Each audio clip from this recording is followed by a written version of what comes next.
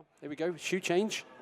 We know he has the leg speed, and that part is also pretty runnable out of Pratt's to Champex. It's a good single drag. Let's hear what Hayden has to say. I can't get him on the downhill, I can get him on the climbs and the flats. They changed the course, you hear that? I don't know where it goes, but the last... We don't do that. Oh, really? Sure. Where's it go? It's easier? It's easier. So after... Is it a gradual climb? He's consuming food and information. Okay, get up one climb, second climb, hammer. Oh. Come on.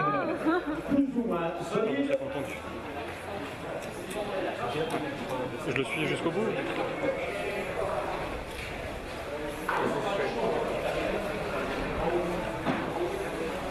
Ok. Ok. Pour que l'autre récupère. Okay. He seems way more stressed at this time. I think he should also relax. Even if Ludo is behind, he should. It looks like he's trying to do everything and get out before he sees Ludo. He just every now and again, quick glance over. He just wants to, for his own mental kind of, yeah. And just as a note, the guy who's giving the information is Tom. He ran the OCC yesterday, and he's the one who's going to crew for Patty, my friend Patty. So. So Tom's covering the two of them, is he? I know Tom is only Patty now. Right. Okay. Wow. So in and out in 3 minutes. Yeah, he was 5 hours 22 minutes elapsed when he arrived in the aid station, and I think they're just doing a kit check there, Andy, like they did at Bourg Saint-Maurice in the TDS. Oh no. Yes, little pocket. This little pocket right here on top. Okay, that's the foot. The foot. Yes. Take the pack off, Hayden. It's always, this is kind of stressful. It is, and I mean, it's usually the best thing is to take out the pack, otherwise. Yes. Yeah, because you know where the stuff is, Hayden. Do you need me to take it off? Yeah, take it off, Hayden. Go on. Okay, good. Okay, good. Ready to go. Go out of the way not to advise the runners that are about to do that, because that would defeat the point of doing the check. So here's Ludo coming in here now. Which is 6 minutes behind Hayden. And he's moving... Just his kind of general body language is very different to that of Hayden. Right, this is a slower jog. Yeah. Probably is going to take his time as well to refuel. They both know that they have Labobine coming up, which is a very hard climb. You run along the lake for a little bit, then you actually go downhill, and then you start Labobine to the left. And it's a climb that's, because of sometimes you're pulling yourself up on the tree roots and over boulders, so there's no fluidity on that climb. Yeah, it will be very interesting to know what the course looks like there. And back to our point on bladders versus bottles. Yes. Ludo's second place at the CCC is using a bladder, so that is very impressive. Yeah. You don't see that many elite runners using a bladder. You don't now, no. But Ludo's won the UTMB, so we'll... he kind of, yeah. Whatever works for him, I mean, exactly. He should definitely stay with that. And, and it seems the bladder just works fine. He seems way more relaxed on the aid station than Hayden, a bit more in control. Yeah. Been there before, kind of feeling about him. And also not necessarily looking behind and seeing where the third runner is. The third runner being the Polish runner. So there was a 7-minute gap between Ludo and Machin when they left La Folie, which is a long time ago now. Yeah, he was just filling up. So Claire Gallagher is into the aid station at Champex. We haven't seen her, but she's in there. I'm kind of, and not only is she in, she's probably also gone out. But yeah, Claire Gallagher is in the aid station. So I don't know why our crew are outside. There you go, there's Maite. So Maite has arrived now. Claire Gallagher is already in there somewhere. So we've got, Maite is second now.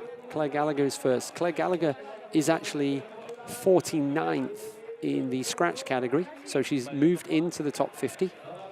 So that was a strong section of the course for Claire.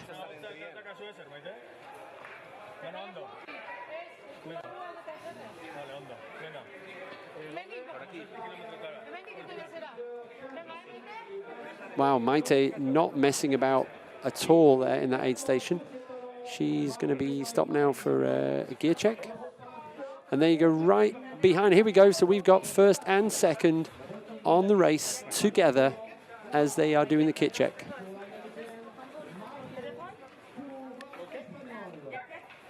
Well done. Claire gets the green light to go. And off she goes. Wow, this is exciting stuff. 55.8 kilometers into the race. And that means we have 43 kilometers to go. And the women's race is hotting up. They are neck and neck. Big mountain, huge mountain. So you will climb many small, maybe hills across the up and down. So okay. So, just to interrupt you, because the great thing about talking to you is that we're also watching a race here. So right on the screen right now is the leader of the race. This is Hayden Hawkes. He is going so fast. He's way ahead of schedule, and you know, he's still looking strong. And so for the viewers at home, this is good. So one question I had for you is, with a lot of the UTMB races, to do the races, you need to have specific points. Are you operating the same qualification program for, so if you want to run the 168-kilometer race, this is a fantastic photo on the right. So as well as running the UTMB, a lot of people hike the UTMB, and at the same time, some people, you can rent a mule and you can hike the trail for 10 days and the mule is carrying your luggage. Well, so this is a little bit of diversity even in the middle of the Alps. Here comes second and third. That's Ludovic Pomeray in third. So Ludo has been passed by the Polish runner. So Marcin is up to second place. Ludo is definitely looking a bit strained in his running style. Hayden Hawkes has gone so hard, but it was still looking pretty good. And Marcin has obviously recently passed Ludo. And that is a significant gap now between Hayden Hawkes. And there you go. There's Hayden. He's already out of Trion. He's already gone through Trion at kilometer 73, and he's on his way up the climb. And this is just so impressive to see him at kilometer 73, just moving out with that same kind of arm strength, the same kind of movement that you would expect somebody running a 10K. So he is just on fire. I think he is, we can say that Hayden is currently smashing it.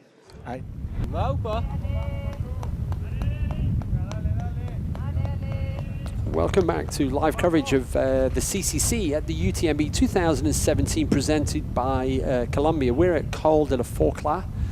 We've just seen another runner coming through, one of the male runners. So we have already seen Hayden Hawkes, Ludovic Pomeray and Marcin Schweck go through. So we are seeing a couple more runners here. So yes, the runners we're seeing through here, that could have been, because we've seen the top three. We were waiting to see Nicolas Bouvier-Gaz, Thomas Evans, and Tom Owens. So yeah, you get the idea now about the stickiness of this section of the course. So if there's any rain this evening, there's not a tremendous amount of rain forecast, but yeah, it's quite sticky out on the trail now in this segment of the course. Yeah, he's just passing through the Col de la Forclaz now. And that's a great image of what the course has to offer.